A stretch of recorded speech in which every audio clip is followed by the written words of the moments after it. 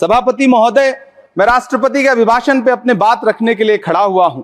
उस दिन देश की संसद के गलियारों में सरकार की तारीफ करती हुई महामहिम की आवाज गूंज रही थी, तो उधर मेरे कानों में हसदेव के जंगलों में आदिवासियों को जिंदगी देने वाले पेड़ों पर चलती हुई कुल्हाड़ी की आवाज गूंज रही थी।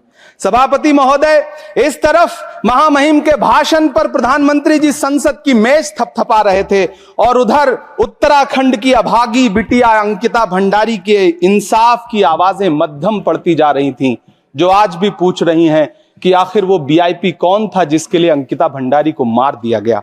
सभापति महोदय, इधर महामहिम सामाजिक न्याय की बात कर रही थीं और उधर उत्तराखंड के कोटद्वार में नफरती लोगों के खिलाफ एक बुजुर्ग को बचाने के लिए खड़ा हुआ दीपक, जो मोहब्बतों की रोशनी लेके खड़ा हुआ था, उसके खिलाफ कोटद्वार की पुलिस गंभीर धाराओं में एफआईआर दर्ज कर रही थी। और वो भी उस दिन हो रहा था जब उत्तराखंड के मुख्यमंत्री कोटद्वार में मौजूद थे।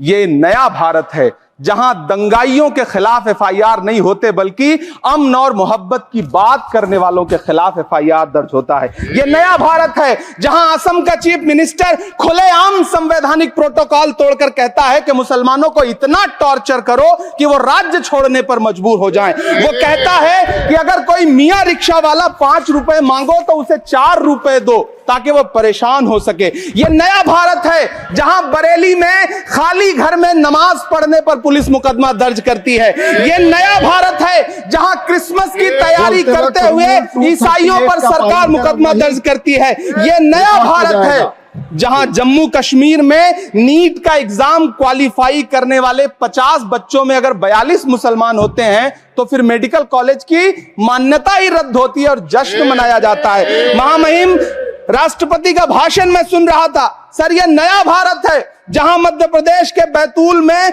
बच्चों के स्कूल बनवा रहे मोहम्मद नईम का घर स्कूल इसलिए तोड़वा दिया जाता है क्योंकि वो स्कूल बनवा रहे थे। ये नया भारत है जहां कोर्ट का स्टे होने के बावजूद बनारस की दाल मंडी में सैकड़ों दुकानें तोड़ी जा रही हैं क्योंकि रास्ता चौड़ा करना है। सभापति महोदय, मैं आपसे कहना चाहता हूं कि जो पीढ़ी अपने बुजुर्गों को गाली देती है उसके साथ प्रकृति इंसाफ करती है। आज इंदिरा जी और नेहरू को गाली देते हैं, नेहरू को छोटा नहीं कर पाएंगे। नेहरू का साथ आइंस्टीन, नेहरू का नाम आइंस्टीन के साथ लिया जाता था और आपका नाम एप्स्टीन के साथ लिया जाता है। आपको ये बात समझनी पड़ेगी। सभापति महोदय।